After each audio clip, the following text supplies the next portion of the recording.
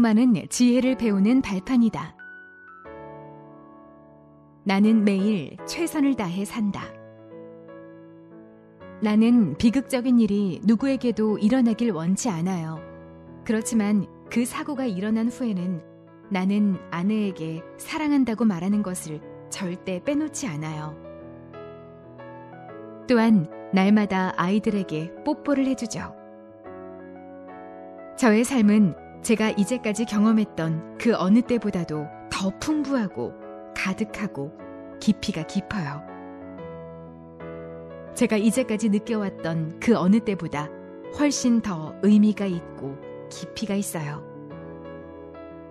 트라우마 경험을 겪고 살아남은 후에 이러한 진술과 비슷하게 삶이 변화한 경우를 흔히 볼 수 있다.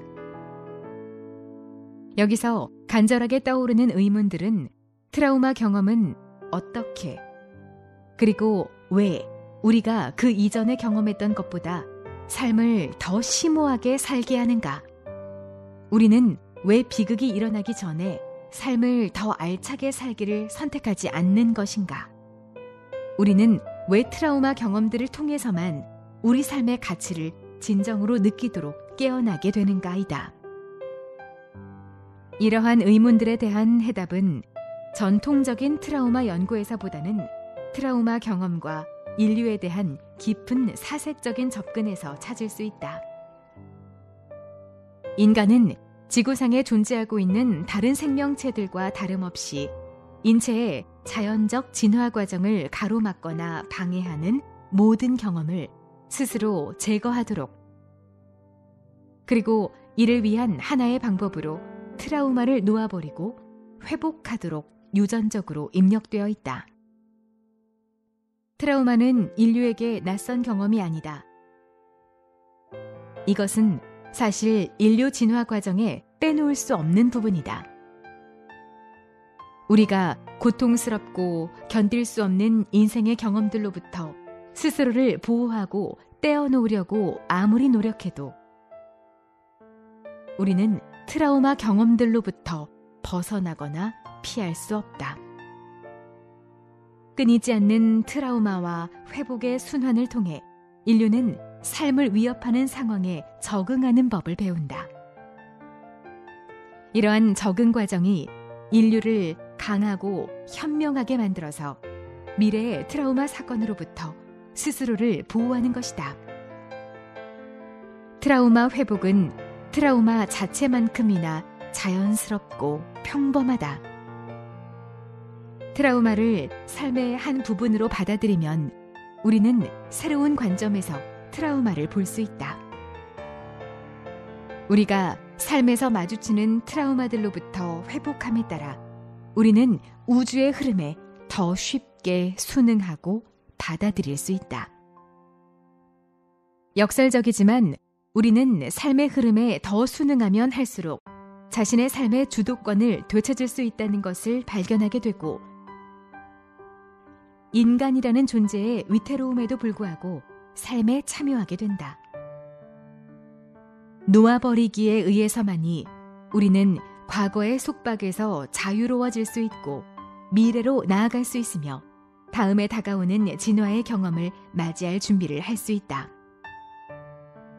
우리가 인생에서 고통스러운 사건을 경험할 때 처음에는 그 상황이 너무 압도적이고 참을 수 없을 것처럼 느껴진다.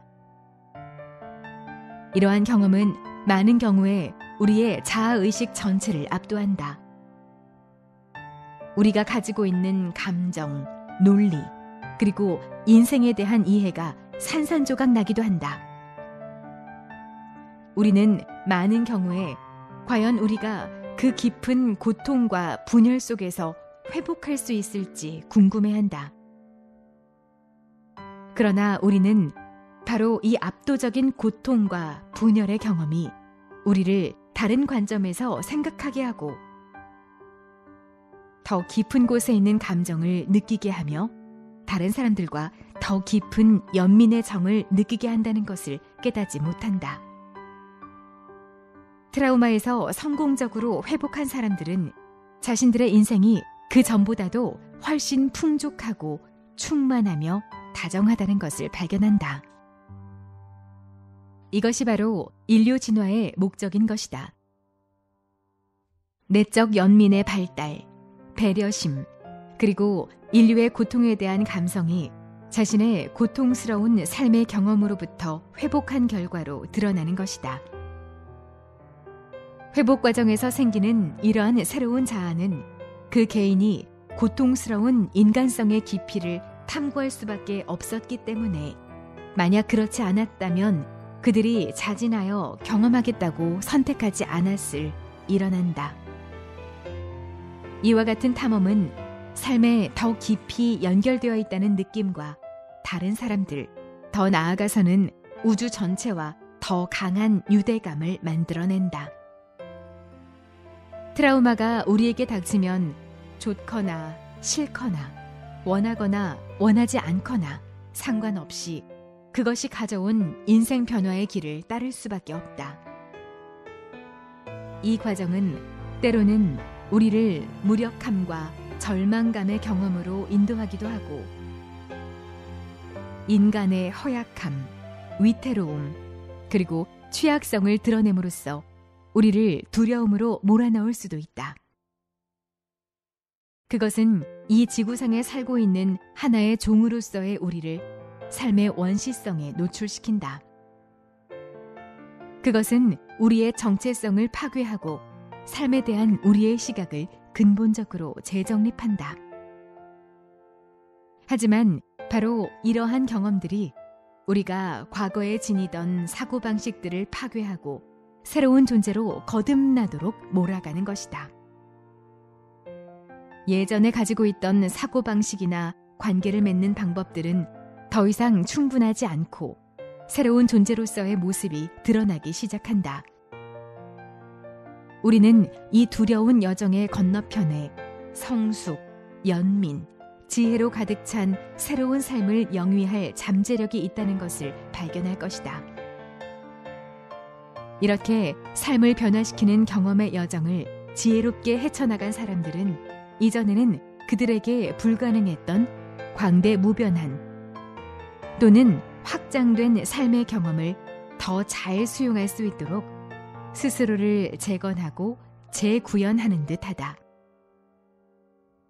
어쩌면 트라우마는 인류가 더 지혜롭고 자비롭게 발달하고 성숙할 수 있도록 도와주는 자연의 이치인지도 모른다.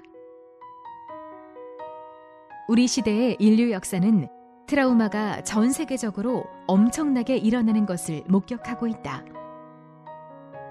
우리의 진실한 열망과 최선의 노력에도 불구하고 이러한 비극적 현상을 막는 것은 불가능한 것처럼 보인다.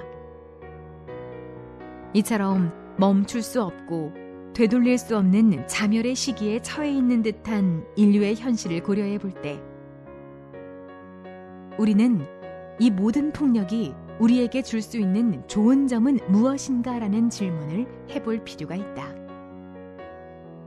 우리가 트라우마를 삶의 일부분으로 본다면 우리가 경험하는 대규모의 트라우마들이 인류가 더욱 윤리적, 도덕적이고 배려심이 깊은 종족으로 발달하는 데 도움이 될 가능성이 있다는 것을 생각해야 한다. 우리는 세계적인 규모의 트라우마들을 인류가 더 큰 지혜를 발달시키는 과정에서 겪는 고통이라는 관점으로 바라볼 수 있고 이러한 경험은 어쩌면 우리를 새로운 인간의식의 시대로 인도하고 있는지도 모른다. 원자를 분열할 수 있는 기술이 발달했을 때 아인슈타인은 인간의 과학기술이 그것을 다루는 윤리적, 도덕적 능력보다 앞서 나갔다고 하였다.